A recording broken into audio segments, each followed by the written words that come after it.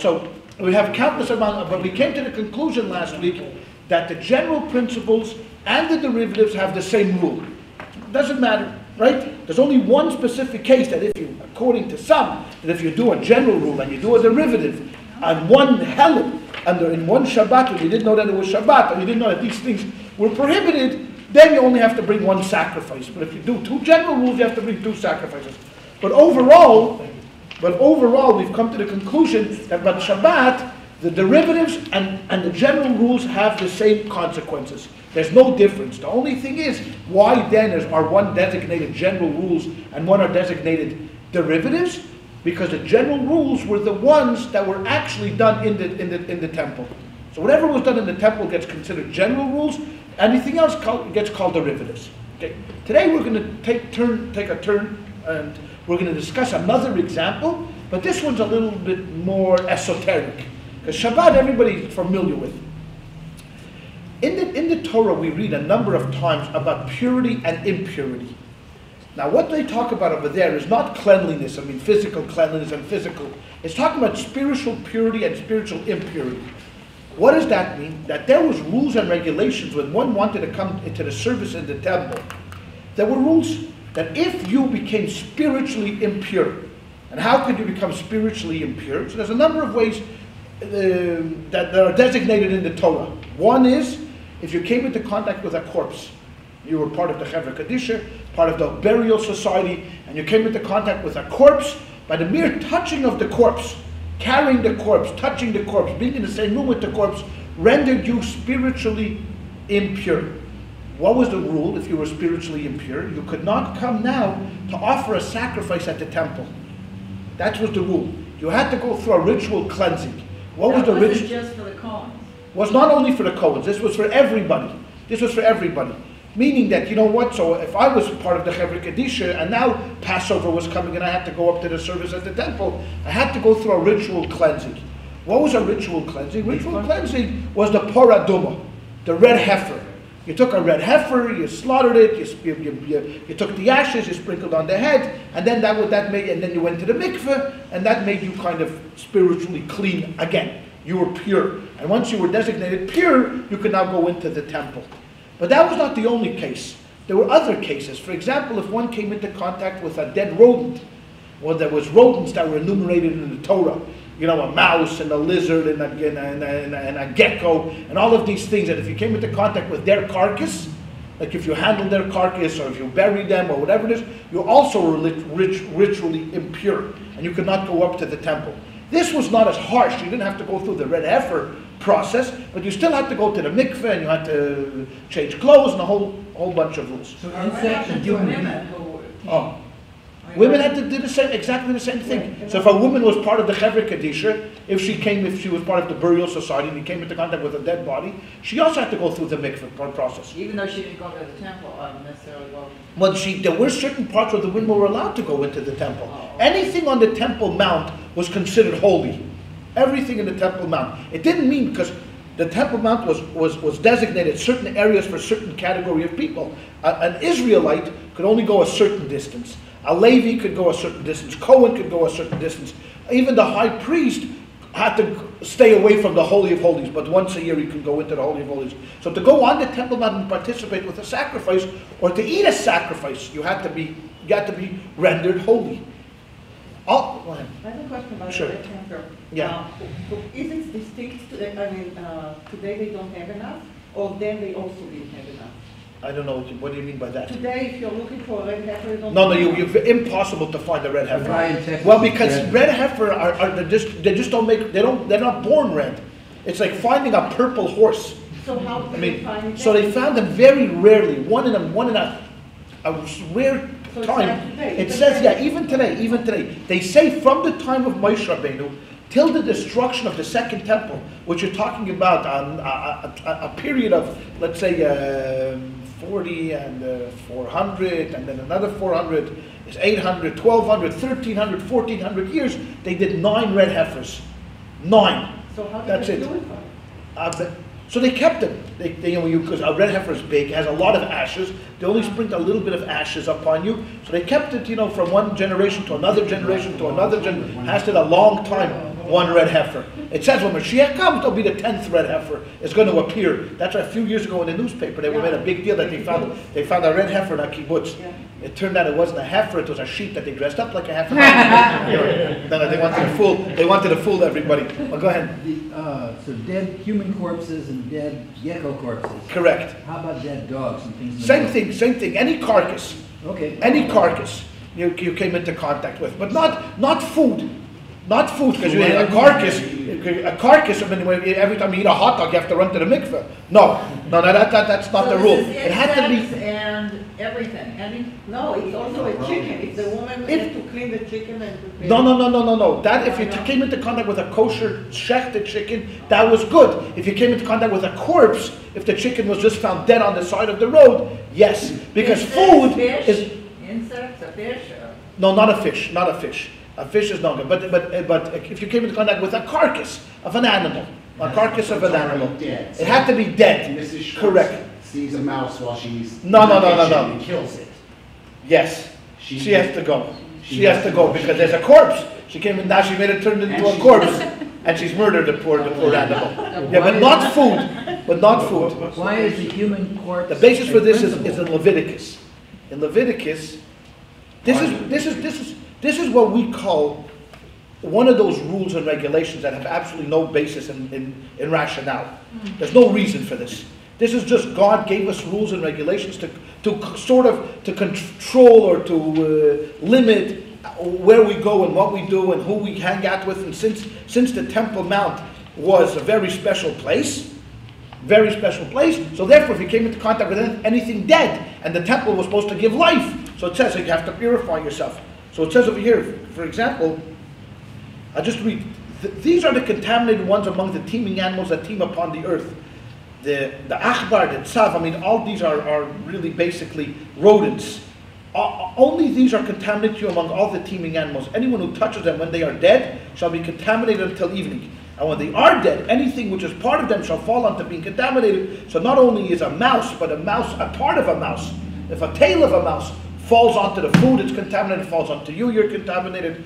And there's a whole list of things that whatever. If you come into contact with them, you have to go to the mikveh. So today a person sees. Today it's all suspended. Today is very suspended because there's no ritual purification today. Because everybody is rendered impure. Because everybody's been to a hospital, everybody's been to a funeral, everybody's been around a corpse. So these rules only applied when the temple stood. Only when the temple was around and we brought sacrifices.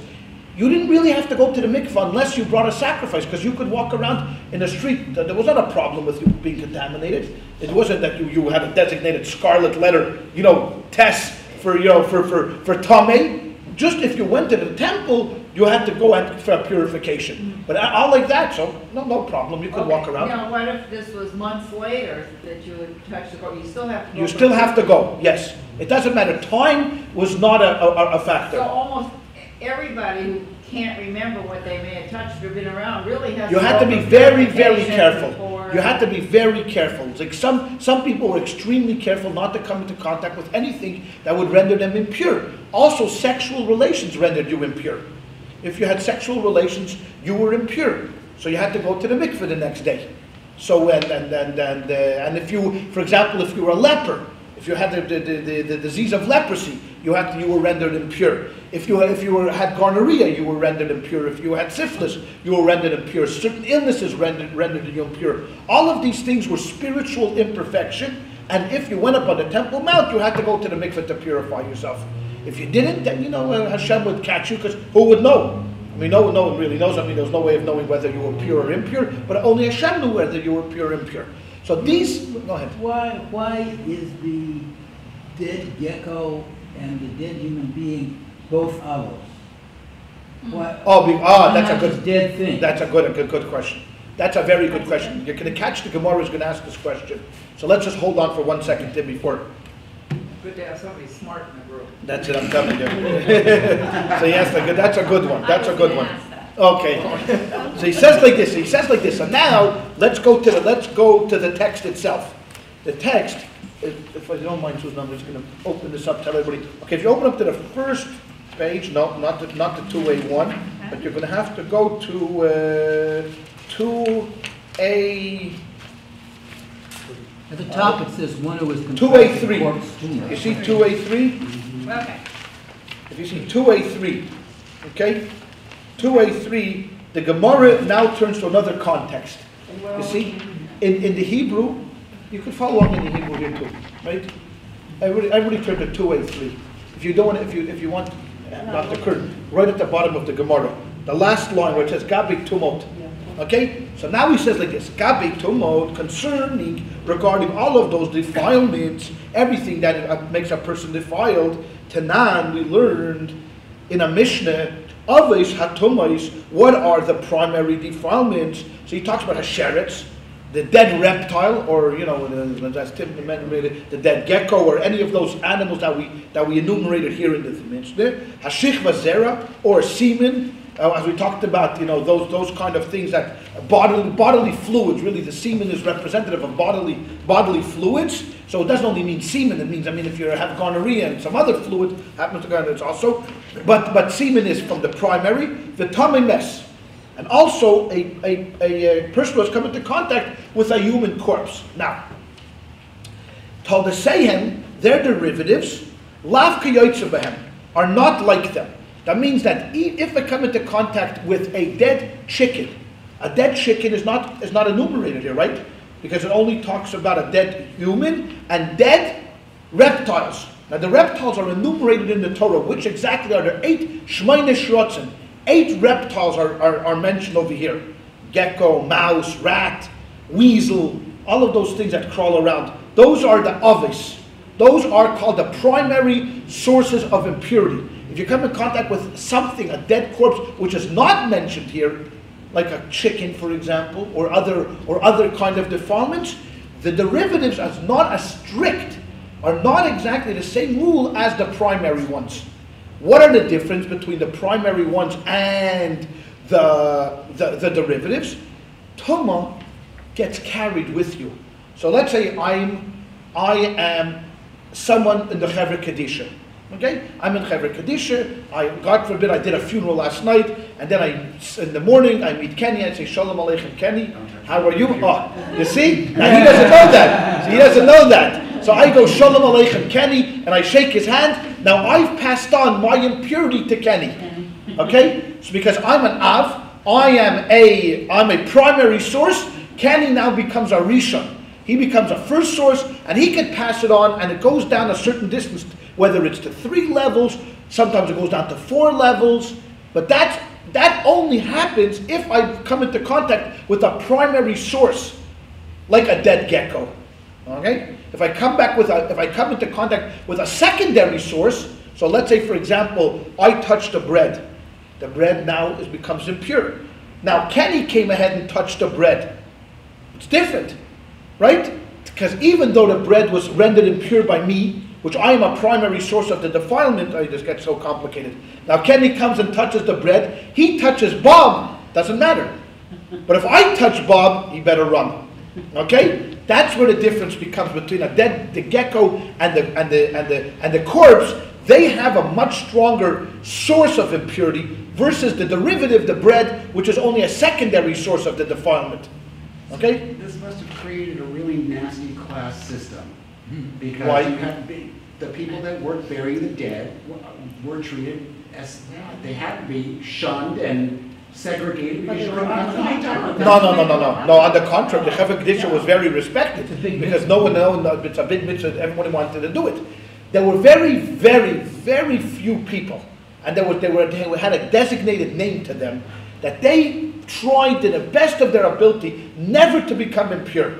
Never ever to become impure. So they watched who they touched, they watched what they ate, they watched where they came into contact with, they watched where they went. Most people, no. Are these the Nazarites?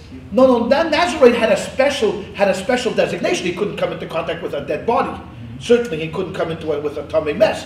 But there were, for example, the Essenes. Well, we talk about the Essenes were a sect that lived in the desert in Israel. John the Baptist was supposedly from this group, and they dressed only in white, and they purified themselves. That's where this whole idea of baptism comes from. Where does baptism come from? from going to the mikveh, right? I mean, people are dunking themselves in the mikveh, didn't, so therefore, I think the majority of people would be almost primarily in a state of impurity. The ones who had to be especially careful were the Kohanim. The Kohanim had to be careful because they worked in the temple and they could not come into their jobs unless they were purified.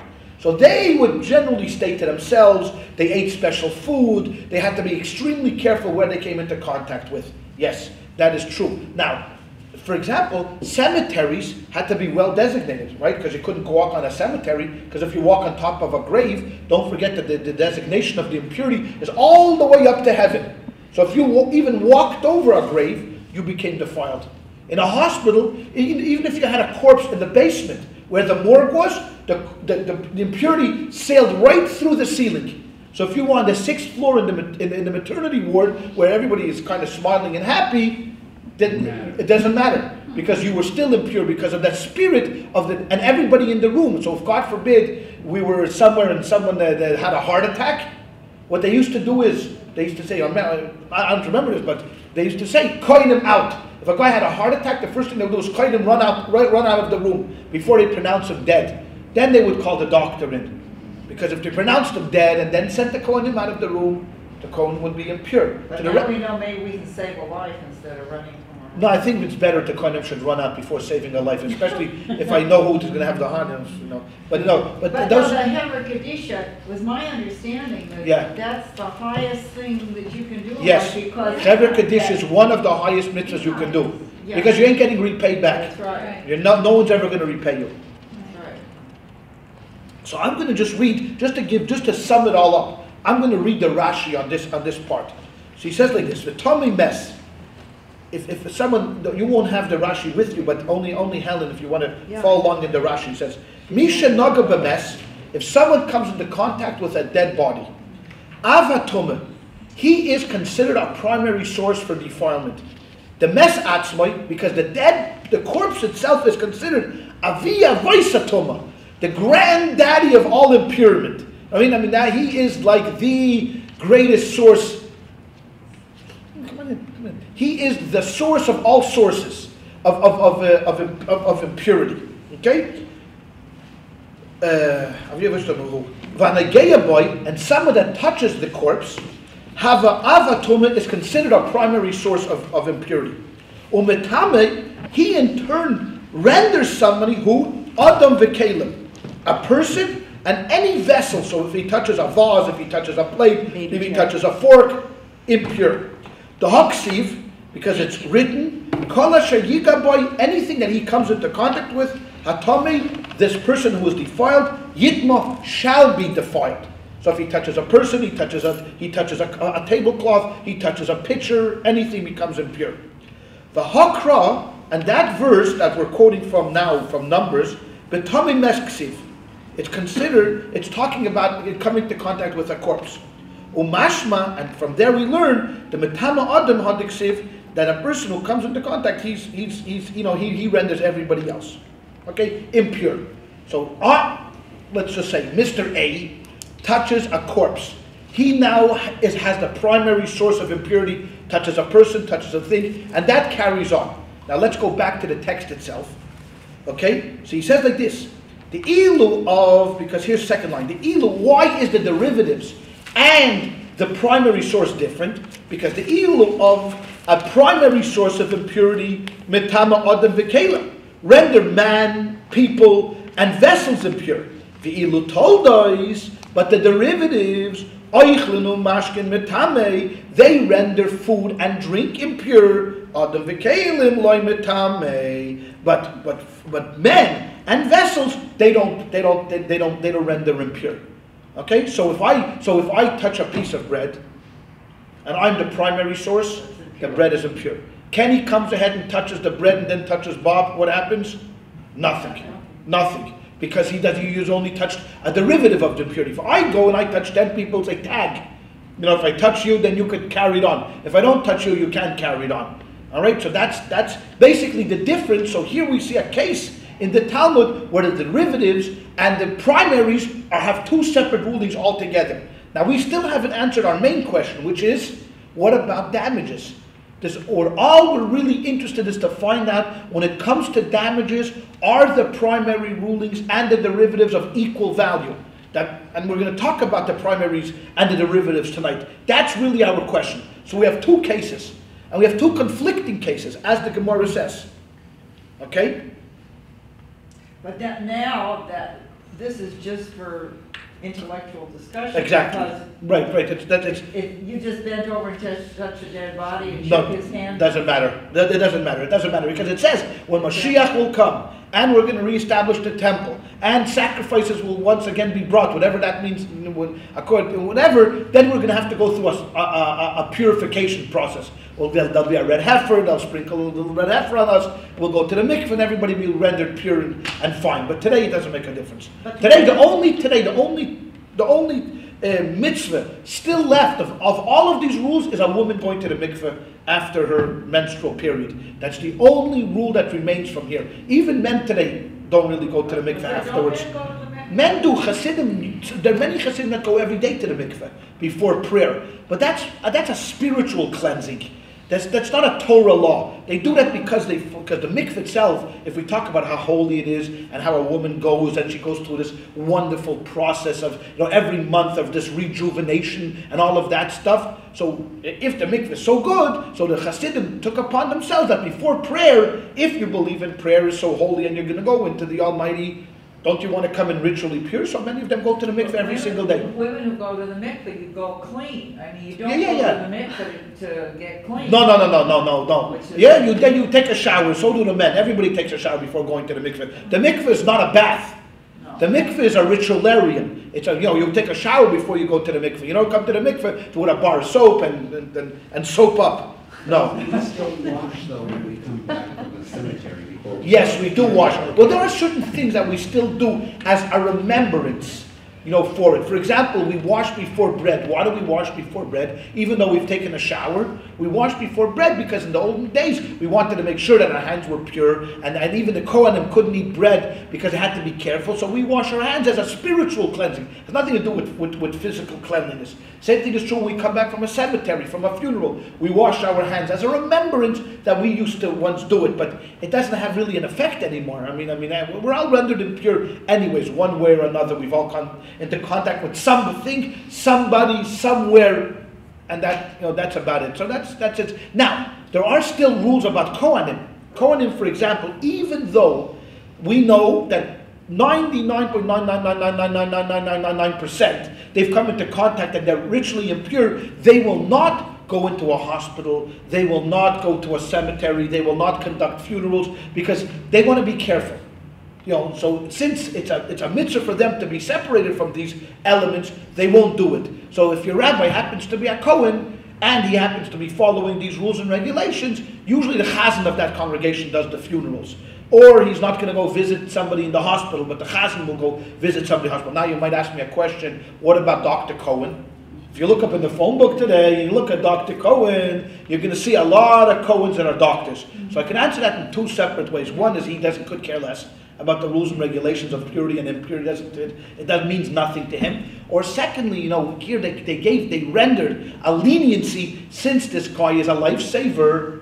So going to the hospital is really a suffix because he's anyways impure. Okay, so the fact that he's a lifesaver, then because many Kohanim wrote to Rabbi Moshe, they want to become doctors. So what's the problem with being a doctor? You could be a doctor without going to hospital. You could but they had to take pathology. I mean, you can't be a doctor without taking pathology. I mean, ever see a doctor that doesn't know what's going on in a body? No, that's kind of a doctor of philosophy. That's a doctor of philosophy.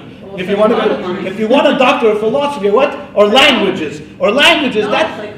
Psychologists, yes, psychologists, language and education, philosophy. These are doctors that don't have to worry about what a kishka looks like. But a doctor, if you want to for an ailment, you got to look what a kishka looks like. So they wrote to Rabbi Moshe. Rabbi Moshe Rabbi Moshe Feinstein was a leading authority on halacha, and they said, what should we do? We want to be doctors, but we have to take pathology, and we're Kohanim. So Moshe wrote, you have to take pathology, because if you want to be the best doctor possible, because maybe there were ways around it, they could study the book, but they wouldn't actually have to go into cutting up the core. I mean, they thought they could skirt around the class. Rabbi Moshe said, if you're going to be the best kind of doctor, you have to take pathology. Otherwise, you're not going to be a good doctor, and God forbid you're going to lose a life. That doesn't render it fair. So therefore, he told them that if you're going to be a doctor, take all of the classes and do whatever you have to do. Just like a doctor working on Shabbos. I mean, there's many doctors who don't like to work on Shabbos, but it comes out you have to work on Shabbos. You go to work on Shabbos because it's pekuach nefesh, because it's But those are rules and regulations which are very difficult. But they are all what we call as a remembrance. It doesn't really mean that this Kohen is pure. Of course he's not pure. I mean, and all Kohenim are not pure. But as a remembrance, as a strictness, as a chumrah, they don't want to do it. As a chumrah, I don't know what. Just like, there's many, what we call chulas. There's many times in halacha that you could find a leniency, like wearing a yarmulke to work. Rabbi Moshe writes clearly that you don't have to wear your yarmulke to work if you feel that that's going to imperil your job. That if they see you coming to work with a yarmulke and you happen to be working in a business, let's say a banking business, and they don't want you, so Rabbi Moshe wrote that you couldn't take off your yarmulke at work, with the caveat that during lunch you put it back on. That means if you're going to eat, you have to wear it. And as soon as you get out of the office, you have to put it on. And you have to wear it while you're driving to the office. Only while you're at work, you can take off the yarmulke. But as many people don't want that. Many people go to work and they will wear the yarmulke, and it doesn't matter to them. It is, and today it's much more lenient. Today it's going to be tough, difficult. If you really, really insist upon wearing a yarmulke, they're going to have a tough time not allowing you to do that. But all of these were chumras. All of these were strictness. I mean, you took upon yourself to be extra more careful than had to be. Otherwise, you could find a leniency around. And that's what happens with an ultra-Orthodox Kohen who gets sick and has to go to the hospital. How is that? No, that's not even a question, because for a remedy, you suspend everything. I mean, even if you had to if a Kohen was in the time of the Beis HaMikdash, and the cure was, the doctor said, you got to take a dead gecko and lay it on his stomach. For whatever you do it. And you eat it on Yom Kippur. And eat it on Yom Kippur. I told you do it. I mean, that's not even a question. For healing, everything is suspended. Everything gets suspended. Does it have to go through some purification afterwards? Afterwards, you would have to go through a purification. But it wouldn't even be a question. Wouldn't even be a question to come to the hospital. I mean, many times we've had many questions about all of these things, and everything is suspended. And it just reminded me of a story I was reiterating a couple of days ago. We were telling it. Somebody was retelling it. It had to deal with this about getting healed. There was in Lubavitch, in the city of Lubavitch, where the Lubavitch Rebbe's lived. The Tzemach Tzedek had 7 sons. One son had a son, and there were 2 moils in Lubavitch. One was an elderly gentleman but a great scholar. One was a younger guy and a little bit less of a scholar but a better cutter. So the son went to his father, the Tzemach Tzedek, and said, who should he take? Should he take the more religious one? He's much more ultra-Orthodox and he understands everything Kabbalistically and everything like that. Or should he take the younger guy who's not so well versed in the Kabbalah, but he's a better cutter? So the Tzemach Tzedek, take the better cutter. Okay, the Kabbalah you could say for something else. When it comes to the bris, you want the better cutter. That's the bottom line. All right, that's the practical thing. So when it comes to a doctor, you take the best doctor, regardless, because there were many people in the olden days that would be very careful who they dealt with. They only wanted to deal with people that themselves. No, they would only buy from religious people. Lest who knows, if it was a non-religious guy, could be stolen, could be this. When it comes to health, everybody went to the greatest atheist. Didn't make a difference. When it comes to your health, everything else is suspended. Everything else is suspended. Okay. So now we have conflicting stories here. We have one case of Shabbos where the principal rules and the derivatives are the same. When it comes to impurity, we've noticed that the derivatives and the principal rules are different. What about our case? We're still going back to the damages, because you see how the Gemara works. The Gemara picks one word and goes off on a tangent. Now we're going to try to get back on track. So let's look at the text itself. Hachamai. What about here, ladies and gentlemen, in our case, when it comes to damages? Is it the same or is it different? Amar Rav Papa, so Rav Papa said, Rav Papa was one of the more famous authors of the Talmud. He had 10 sons. That was one of his claims to fame. No women. What? No girls. Oh yeah, he must have had girls too, but who know about that? We're talking about girls, come on. This is the Talmudic times. No, I'm sure he must have had. He definitely had a wife that gave birth to the 10 sons. That we know for sure. So he says, Yesh mehem ki yaitzu behem. There are some derivatives which are like the principal rules. The yesh mehem lav ki yaitzu behem. So Rav Papa, and there are some which the derivatives are not going to be like the principal rule. So Rav Papa takes the perfect Talmudic answer. Yeah, we'll take both cases. When you come to the fork in the road, take it. Right? You remember that piece of advice? Right? That's basically what Rav Papa was saying. Are we going left? Are we going right? He says, we'll go both ways. There are going to be cases where we're going to agree with Shabbos, and there are going to be some kind of cases which we're going to agree with impurity. Now we're going to get down to the nitty-gritty. Now we're going to really start getting into the text. And here's where we have to pay attention. Till now it was, okay, it was fun. Tana Rabbanon, our rabbis have taught us. Gimel Avos, 3 primary cases, Nemru B'Shoyer, are enumerated when it comes to the damage of ox. Okay, now, remember way back when, about 3 or 4 weeks ago, we talked about the 4 general categories of damages. We talked about shoyer, which is ox, boyer, pit, mave, the tooth, the hever, and the fire. Okay? So we had 4 general categories. Now he's going to start dissecting each category by itself. So let's take the category of shoyer. Let's take the category of ox. Okay, ox is a general category of damages. And it's funny because tonight, my wife just signed up my grandson Shmuley to be a member of the Book of the Month Club for Children. And today the books arrived. Okay, the books arrived today. Why am I telling you this? Not to tell you how brilliant, not to tell you, because I canceled my book club, I told you this on Wednesday, my history book club, but she joined today. Okay, good luck to her. Now she's in she's in the hopper. She's going to get so many children's books, you won't know what to do with them. Okay, fine. I'm not telling you this because he's brilliant and he's way ahead. Not telling you that. We're reading a book. Okay, we're reading a book called "What Does the Badger See?" Okay, what does the badger see? The badger sees a crocodile. What does the crocodile see? Then it comes to a water buffalo. I open up the thing to the water buffalo. You should have seen those horns. Oh boy, and I was in the middle of preparing the class, and he came and was sitting on my lap, and I had the Gemara open like this to this page where it says horns, and it just struck me, and I said, Shmuley, what happens if it said, no, you have to be very careful with the horns. There's a very, very sharp. And then these huge horns. And I thought to myself, you know what I was thinking? Man, if that thing gores you with those horns, you're in big trouble. This is not a small little damage. It could really do some serious damage to anybody. So, so here we think about, shoyer, the concept of an ox, damaging. But if you picture, who runs into an ox? And we run into the proverbial human ox. That I mean, I've seen many times human oxen, but we never really think. But if you go to the countryside and you look at an ox is a very, very strong animal. I mean, extremely powerful. Its shoulders and it could really, really hurt you. An ox. And in those days, it would seem that oxen were common to walking around. I mean, otherwise, where would an ox be in the city? We're not talking about in the countryside. So an ox itself, just the concept of an ox, has 3 derivatives. 3 ovens. 3 general rules. What are the general rules but when it comes to shoyer? Hakeren, the horn, Hashen, the tooth, Vaharegel, and the foot.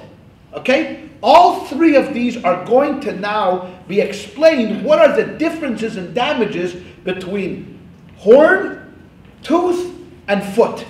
These 3. Okay. Now we're going to start dissecting the keren. What is the concept of a horn? A horn? Goring? Okay.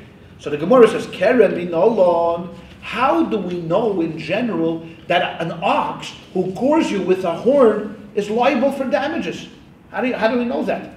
We just take it for granted, right? We think if an ox gores you, the owner should pay damages. But it doesn't. Maybe there'll be an argument on the contrary. Why should my ox pay damages? Well, how do you know this? Okay, so he says the Tana Rabbanon. Now the rabbis taught us. It says ki yigach. Okay, I'm going to go and I'm going to read the verse. This is a verse that comes from Shemot. I'm going to be reading it in a few weeks. Where is it? Shemot Chaf Aleph. Okay. These are rules of mishpatim. Okay, all of these rules that deal with social. Okay, says like this: if an ox shall gore a man or a woman, And then he says what happens if the person dies or if the person only gets wounded. So we know from the Torah, it clearly tells us without any question that if an ox gores, the owner is liable. Clearly. Now we might think, what's the chiddush to this? There's a chiddush. I'm telling you something new. This is commonsensical things, right? It's a common sense. If you want to have a society that is built upon rules and regulations, if an ox gores, the owner has to pay. Doesn't that make sense? Just like if I throw a rock through your window, I have to pay for it, right? Wrong. See? We don't take wrong because that's a Talmudic way of thinking. Say, yeah, no. If I would have said no, the answer is yes. I mean, that's the way it always works. I mean, you think that that's the way the Talmud works. Why do I say no? Because it's like this. The Torah is split up into 3 rules. We talked about tonight 2 rules that are so different from each other. Minakotze elakotze. From one end of the world to the other end of the world. What are the 2 that we talked about tonight? Damages and impurity. Damages, we all admit it, of course, right? Of course you'll have to pay. If I told you if you come into contact with a dead gecko, you have to run to the mikveh, Bob asked a perfect question. Why? What is this? What is the meaning of all of these rules and regulations? The key is to remember, and this is where the hard part comes and where we as Jews get confused. Both of these rules, both of them, the one that have no rational basis, which is the impurity, and also the one that has purely rational basis, the damages, are both considered part of the 613. And the reason why we fulfill both of them is the same reason, because Hashem gave us the law. Now you might say, Rabbi, what are you doing? Splitting hairs? No, I'm not splitting hairs. I'm telling you that even the rules of society, murder, theft, lying, honesty, all of these things, damages, we fulfill not because we say, you know what, it's good for civilization. No, that's not a good reason to fulfill the laws. We fulfill them because they're in the Torah. The fact is they're in the Torah and Hashem said so, that's why we pay for damages. And if Hashem would not have said it, to us we would question. Should we, shouldn't we? Hashem didn't say so, so why should we? Then we'd have to go through a whole debate. Maimonides says they all have a reason. But Maimonides also says that the first rule is Kabbalah's oil, accepting the yoke from heaven. Later on, we could rationalize them. But the first stage is Kabbalah's oil, accepting the yoke of heaven. Because without the yoke of heaven, I'll tell you what happens. You see, all of these rules and regulations that are rational slowly become diminished with our own logic. Because I can tell you that if you go to a society, even though it's based upon wisdom and it's based upon civilization, there are going to be rules and regulations which make no sense whatsoever. Last night, I'm giving this lecture series on the rise of Nazism, which I gave here a couple of weeks ago. I'm giving it in Irvine. And last time we talked about the Holocaust. And we talked about who perpetrated the Holocaust. It was Germans. And we talked about this during the class. The Germans were not Attila the Hun or Genghis Khan or Khmelnytsky, Bogdan Khmelnytsky. These were not barbarians that didn't understand civilization. This was not during the Dark Ages in Europe. No, this was civilized people. These were people that made rules and regulations. There was a Reichstag. Hitler passed laws. They followed the laws. There was rules. There was votes. There was a policy. Right? These were people that went to church. These people had all the rationale in the world. And yet, it was rational for them to kill Jews for no reason.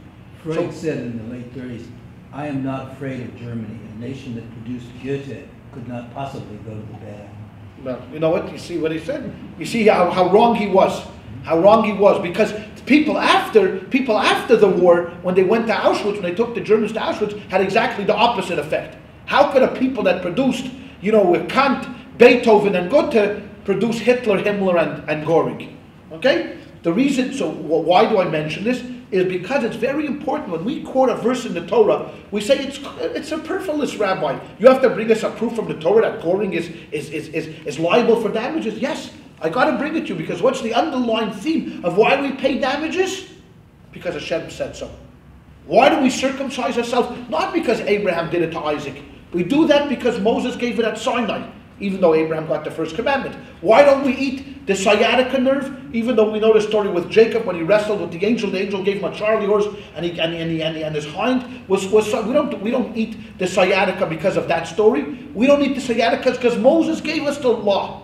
That's why. We don't eat the matzah because it's a remembrance of the Jews leaving Egypt. Sure, that's historical relevance, but we do it because Moses gave us the law. Halacha l'Moshe miSinai, and it's very important to remember this, because otherwise we're going to lose sight of why is the Torah bringing down these verses when it's something so simple. Think about this question. You would ask in law school, Keren min olam, how do you know you have to pay damages for an ox that gores? No, yes. We want to have a scriptural, we want to have something within the scripture to tell us, give us guidelines. Then later, Hashem gave us the opportunity to maneuver now around. Now we know that goring is then we can extend it to the derivatives. But it's important to get scriptural affirmation before going on to the next text. And that's where you'll find it over and over and over in the Talmud, where they always look to the Chumash. They're always going to try to find some source within the Bible to justify their position. Because there's nothing stronger, right? When you say Halacha l'Moshe miSinai, that this is a rule that came down from Moses, there is nothing that could bend it, nothing that could shake it, nothing that could topple it. This is the final word on anything. And he's the final arbiter on anything. So if there was an argument between Maimonides and Rambam and Ramban, let's say, and Moses came along, they would defer to Moshe Rabbeinu, because he was God's pet. Let's put it that way. Not that he wasn't infallible. I don't want to get it wrong, but he was God's pet. God somehow had a liking to this guy because he knew how to get right into knew how to stick it in and squeeze him. You know, where most people, you know, are fumbling around when they talk to God. Moses just knew how to push all of those buttons. Go ahead. But the laws of purity definitely have a basis in rationality, especially for the age that they were written in. How is that? Well, touching a corpse is a really bad idea in most societies. Oh, yeah. They weren't sure at the time what kind of disease it had died of. Yeah, and even today, touching a corpse can sometimes be a bad idea. But there's a clear rational basis for a lot of the laws of impurity. Yeah, but you know what? Ultimately, that had nothing to do with cleanliness. Well, Absolutely nothing to do with it. But just like kosher had nothing to do with trigonosis and the pig.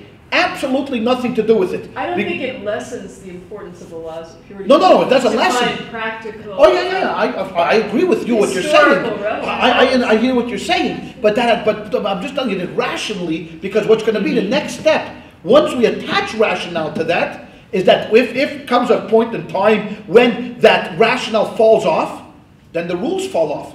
See, that's the danger of what Tim was mentioning about Rambam, that Maimonides tried very hard to rationalize the laws, and the problem with that is like rationalizing chazer, why a pig is not kosher and a cow is kosher, is because if you say strictly on cleanliness, well, you know what, it had a lot of diseases.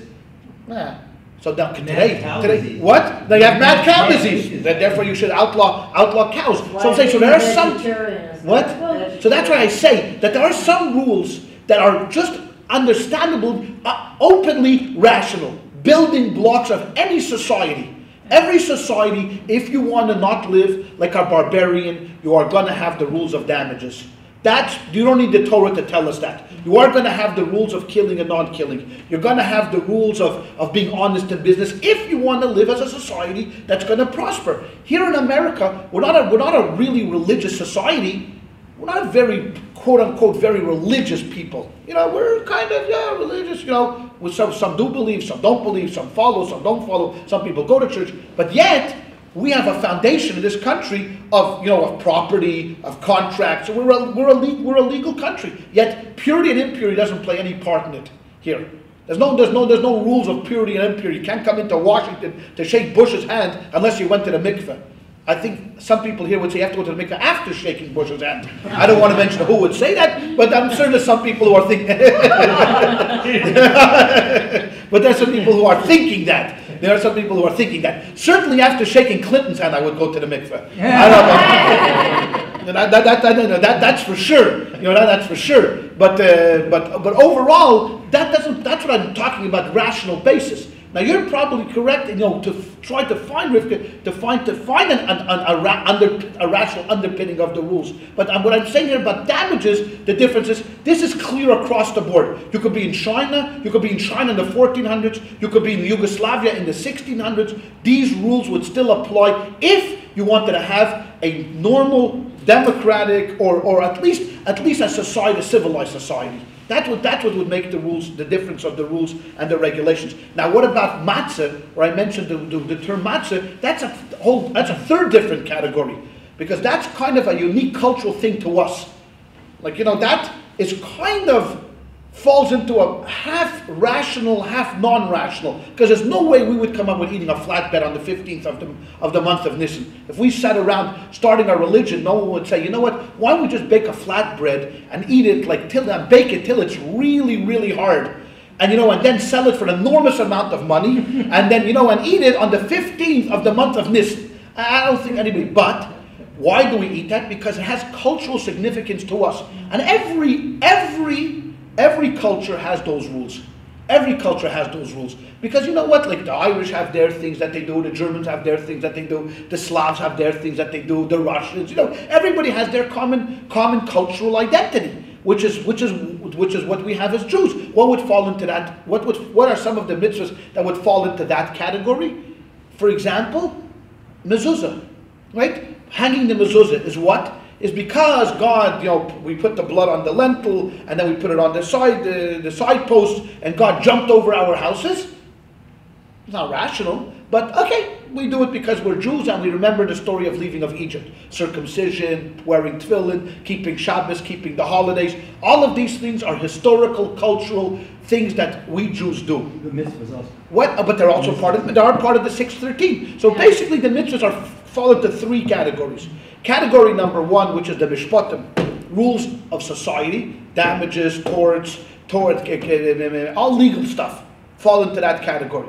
That's not unique to Jews. As a matter of fact, there was a code of Hammurabi, which was a king that lived in the time of Abraham, that had all of these rules already. Not all of them the same way as the Torah, but had some of them, has a whole structure of society. Hammurabi's code. Then you have the cultural, historical uniqueness of Judaism. Those laws, the holidays, the matzah, the Purim, the Hanukkah, all of those things. And then you have the laws like kosher and impurity, shatnez, not wearing wool and linen together, not kalayim, not sowing grapes next to wheat. I mean, all of these rules. Now Rivka, I'm not arguing with her. She's right in trying, and Rambam went according to the idea, is trying to find rationale, even to the non-rational. You misunderstood. I'm not trying to find rational reasons for their laws, but I believe that at the time there were practical reasons behind some of the laws. And clearly they're rituals that if people are going to observe them today, they don't necessarily have to observe them for practical reasons, because we can eat pork now and be assured that it's fairly safe. Right, exactly. And so I accept that they're ritualistic laws, but it's good to get in your mind what the people that were practicing them when there was still temple were thinking, and how they were feeling about it,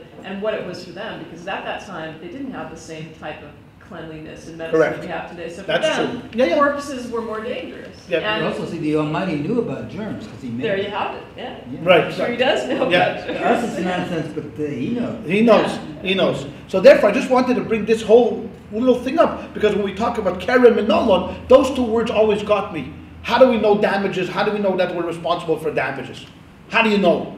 Ask any kid in the street. You know, I mean, if you damage, you pay, right? You pay. You pay. Ball through the window. You run. That's the rule. You throw a ball through the window. The first thing is you run. And blame it on the rich kid, right? Because he can afford to pay. The Tanur Rabbanan, because we learned ki yigach. If you gore, ein negicha ela bekeren. So there, this goring only talks about what is goring? Goring with a horn. Now, how do you know goring is with a horn? How do you know goring is not with a foot? Because now he's going to bring another case. He says, Shenemar, as it's written, Vayasloi Tzidkiyanu ben Kenana, and Tzidkiya, the son of Kenana, made Karnei Barzel. He made horns of brass, right? Iron horns. Vayomer, and he said, Koyomer Hashem, So, such said the Lord, Ba'ela tenagachas Aram. With these I shall gore the Arameans. So here you see clearly from a verse not in the 5 books of Moses, but in a verse from the Torah itself, which is this was taken from Kings 1, chapter 22, if you're interested. And then the king said, I will make horns of iron and I will gore the Arameans. So what do we see from that? That what do you do with horns? Gore. That's their purpose, is goring. V'aymar, and then he brings another proof. This is not enough. And he brings another proof, and it says, B'chor shoyroi. B'chor shoyroi is what it has space here. The glory, his glory. Hadarloi is the firstling of his bullock. Re'eim karnov, his horns are like the horns. B'hem amin minagach, and with them he gores people. Right? The people together. Who is this said about? Joseph, right? This is the blessing given to Joseph. If you remember way back when in Parshas Vayechi, when our good father Jacob was passing away. Let me just read this to you from some English. This doesn't translate in English. This translates in Shakespearean English. You know, maybe this is gonna. He said like this. He wants to show how beautiful he is. How great he is. So he says, where's Joseph? He said like this, he says like this, he says, just as Deuteronomy chapter 33, verse number 17, a sovereignty is his ox like one, majesty is his, and his glory will be like the horns of the ram. With them he shall gore nations together to the ends of the lands. They are the myriads of Ephraim and the thousands of Manasseh. So we see here again, he refers to horns in the terms of goring, right? As he says, ram there? Yeah, his ram. And his glory will be like the horns of a ram, but ram is a ram. The horns of a ram, with them he shall gore nations together. So again, from the Torah, we see that when we talk about horns, it falls into the category of goring. Goring are horns. Horns are goring. Okay? So now we know that when it comes to shoyer, when it comes to the damage of ox, our first primary source of ox is the horn, which is goring. Now we have to pay attention, because this is a little bit of Talmudic thinking. This is how they think. How many verses did we bring down now to prove that? How many verses? Two. Yeah. We brought down 2 verses, right? One from Kings, one, and one from Deuteronomy, right? We brought 2 separate verses to prove that goring refers to, or horns refers to goring. Is that correct? Correct. Does everybody follow along with me? Do you agree with that with me? Yes, we brought 2 verses, right? Why? What do you need 2 verses for? Come on, we're Talmudic scholars already, right? When a Talmud says something, the first thing is you got to always question. You always got to question, why 2 verses? The first verse seems well enough. The king said, King Tzidkiyahu said, I'm going to make iron horns, and with these horns I'm going to gore them. What do you need the second verse for? Why do you have to bring down a second verse to prove and this book has nothing indispensable. Nothing you need everything. Every word is. Yeah, you need, right, exactly. Purpose. Right, everything has a purpose. So why Ve'omer? To the question of the Talmud is saying, why Ve'omer? Why do you have to bring another verse for? 1 is plenty. What do you need the second verse for? Number 3 and 4, you have to bring them all? No, I'm sure there are more than just these 2. These 2 he brought as a proof, because he wants to prove a point. The Gemara is now attacking him why he brought two verses. 1 is not enough. We already have a headache as is. So what do you bring? Ve'omer. Why do you say and another verse? Okay, so now the Gemara is going to answer. What is going to be the answer? V'chi tema, and you may say, Divrei Torah mi divrei Kabbalah lo yafinan. Words of the Torah, as he says here, penituchal teachings cannot be derived from post-Chumash teachings. Okay, where did the first verse come from? We quoted. Where was it quoted from? What? Where? Kings. Okay, when was Kings written? Kings was written way past the time of Moses, right? This is already way past the time. It's past David. It's past Solomon's times, right? So you might say, you know what? Okay, we have a hierarchy in the Torah. The first 5 books that Moses gave to us, those are real proofs. The Nach, the prophets, and the scriptures, they hold a little lesser validity. And since the first proof you brought was from where? Kings. Was from Kings, right? So Kings, you can't really learn a biblical law from a prophet law. Okay, so therefore he brought the second, even though the first verse is much clearer, right? The first verse really states that I'm going to make horns and I'm going to gore you with them. The second one alludes to the horns of the ram. It's not as clear. Okay, so he said it this way. So what does he say? Divrei Kabbalah, Divrei Torah, words of the Torah. Mi Divrei Kabbalah. Don't confuse that with the Kabbalah that we talk about with Madonna. That's nothing to do with it. That's just post-biblical, post-Torah verse. Lo yalfina. We don't learn out. You might think that. Tashma. Therefore, he teaches us. So then he brings a proof from Deuteronomy. Okay? This is the way the Talmud thinks. Everything in the Talmud, you can't take anything for granted. No matter every single word, every single statement has to be dissected and understood. This is how they glean. This is how they sharpened their debating prowess. Right? I mean, if you just sat there and said, okay, he brings 2 verses and I just write it down, okay, like that. Why, Rabbi? Wouldn't it be best if he took, if it's possible, take one from Deuteronomy and one from another of the first 5? Yes, it would have been much. It would have been. It definitely. But he definitely better. But there's a reason. There's a reason why he brings down from Kings, because Kings is so crystal clear what we're talking about here. You see, because it doesn't. So he takes from hierarchy and he takes yes. from. And very well explained. Exactly. So the first verse, where he wanted to show clearly what is horns, there's no clearer verse in the entire Torah, backwards and forwards, from Genesis through Ezra. There's no better verse that to show us clearly about damages, because there he says he's going to gore them with the horns. That's the best verse. But it's not good enough, because there's a hierarchy. We want one from the 5 books of Moses. So therefore he teaches us, that's it. Then he says, ay, ay, ay, v'hai meilefu. What are you talking? What are you even bothering me here with bringing verses? This is, as he says over here, is this a matter of deduction? I mean, this is v'hai meilefu. You have to learn something out. Because what do you need a verse from the Torah in general for? It's not a matter of deducting. Now, if you say about putting on tefillin, makes sense. You bring a verse from the Torah. But damages, it says in the Torah clearly, v'chiyigach. He gored. What do you bring a proof for? He says, Giluyim ha gili milsa ba'almahu. This is a matter of elucidation of the term goring. I mean, we're standing over here and we're talking about bringing proofs from verses when it's... The guy is asking like a klutz kasha. A klutz kasha would mean a very strong question, like a klutz, like a piece of wood. He's asking a good question. It says in the Torah, v'chiyigach shoyer. If a shoyer gored, what else could it be referring to? What could it be referring to?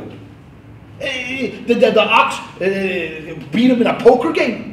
No. What is he talking about over here? It's gili milsa. It's talking about something that could always be elucidated from the verse itself. What do we have to bring another proof to this? Right? It's a good question. Why are we bothering in general of trying to learn this out? Are you following along with me, or am I just? Yeah? Is everybody following along over here? I mean, it makes sense because he brings a proof. Then his colleague asks him. The Gemara is debating itself, basically here. It brings a proof, backtracks. Brings a proof, backtracks. So he says... But that's the whole way of thinking through the Torah, through the Talmud.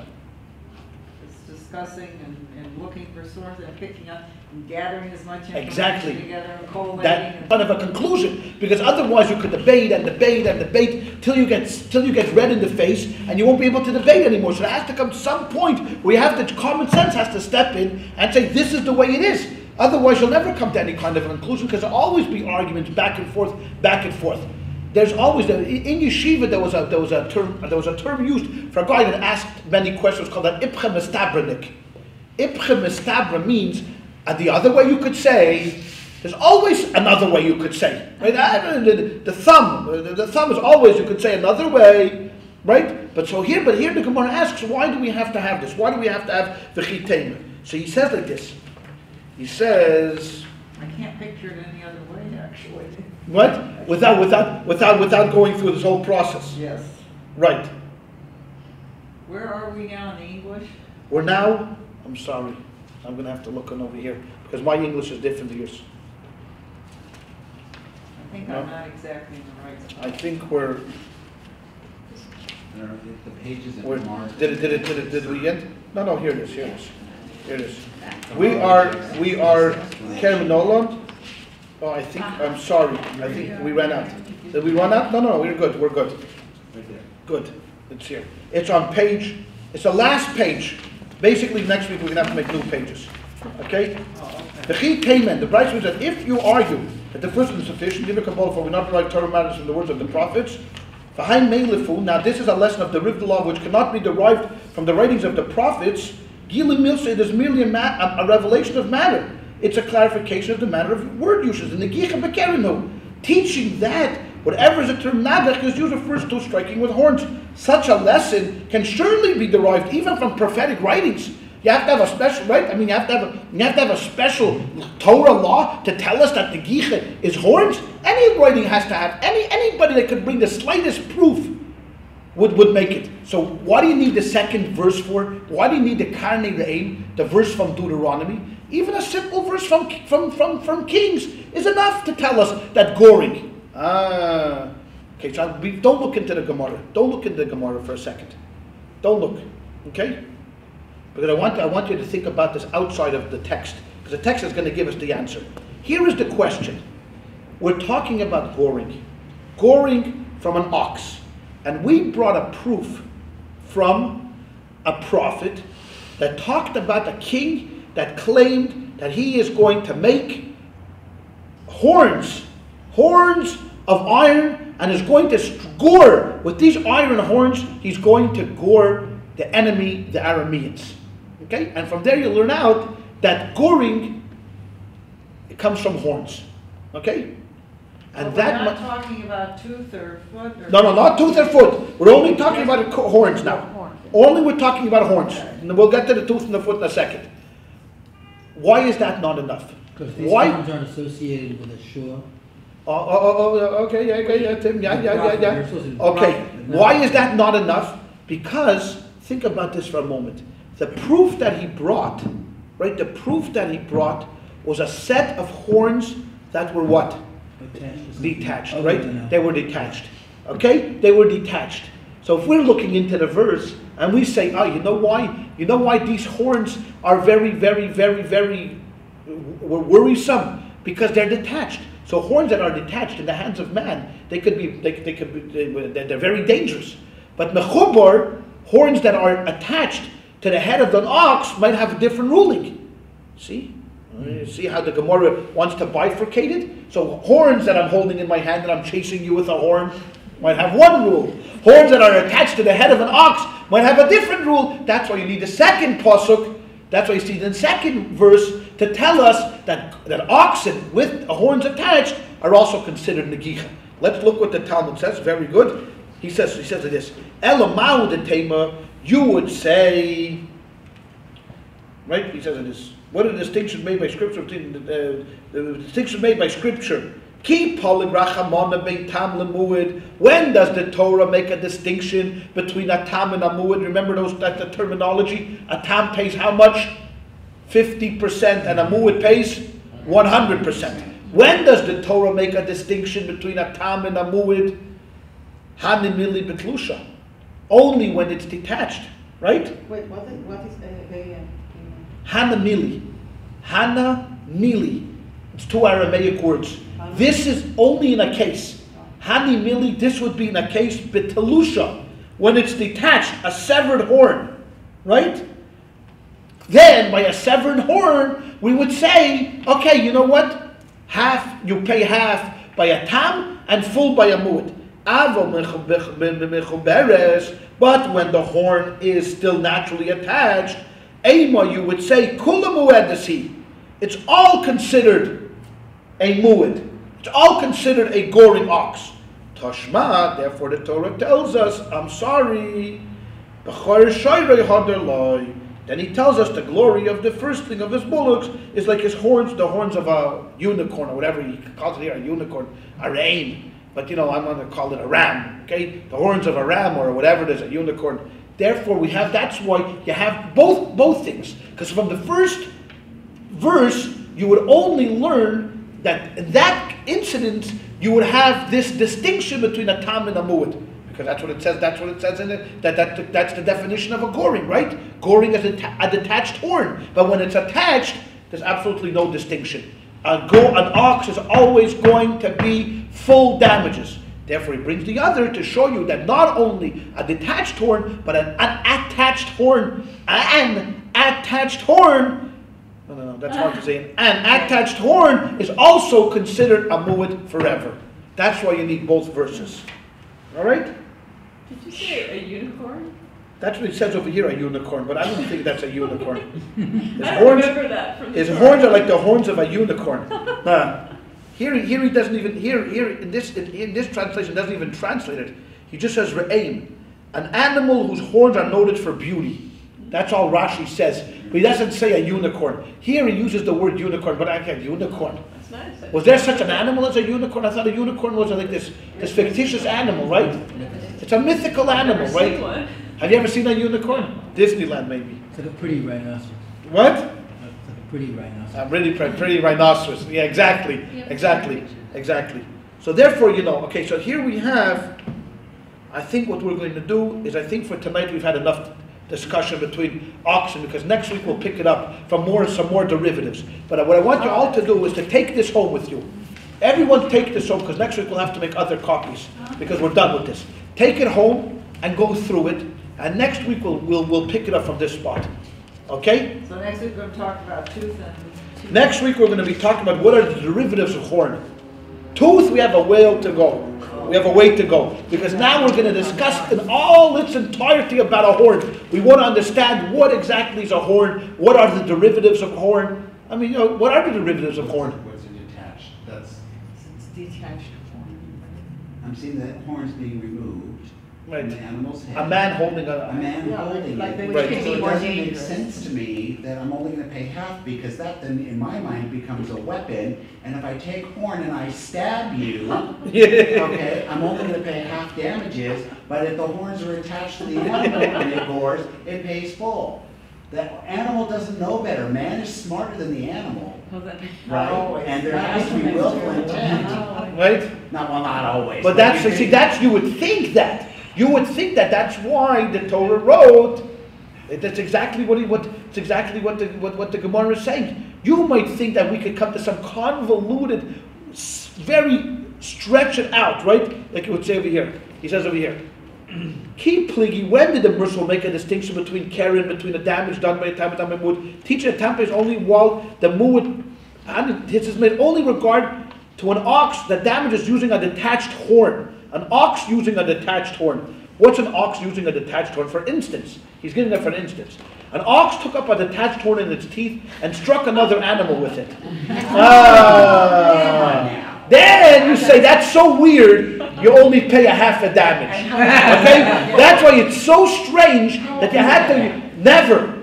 That's why the Torah says, that's why he brings another verse for it. Not when a man takes a horn. When a man takes a horn in his hand, then you're exactly right, he pays full damage. I don't care if he has a horn or a knife in his hand. Had the Brisa derived in the Gicha, the goring refers to striking with a horn from the first verse, it might have been taught that goring refers only to striking with an attached horn, since the iron horns fashioned by Tzidkiah ben Kanana were obviously not attached to an ox. And it could be argued that the reason that the Torah required the owner of a tam to pay only half damages for the first three occurrences of goring is because damaging with an attached horn is a relatively unusual way to cause damage. Therefore, the Torah dealt leniently with the owner, since he cannot be expected to anticipate such damage. Okay? So think about that. Had it only been the first verse, we would think that only when an ox does something so unusual, so strange, so it would make it on television, when one of those shows, like freaky things that animals do, then you'd only pay half damages because the owner would say, "You gotta be kidding me. My ox did what?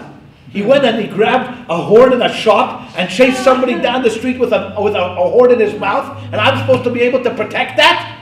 I don't think so." And you're right, so therefore the Torah says, if you only learn it from Tzidkiah, that's what we would be thinking about. We'd only do it with that kind of an attached horn. Therefore the Torah says, Re'eim karnei re'eim, the horns of a unicorn. I don't know if someone got the unicorn. I'm going to be dreaming about a unicorn tonight. I know for sure. That unicorn is going to be chasing me with that detached horn in its mouth. I'm telling you, something is going to happen. That's what you're going to be dreaming about.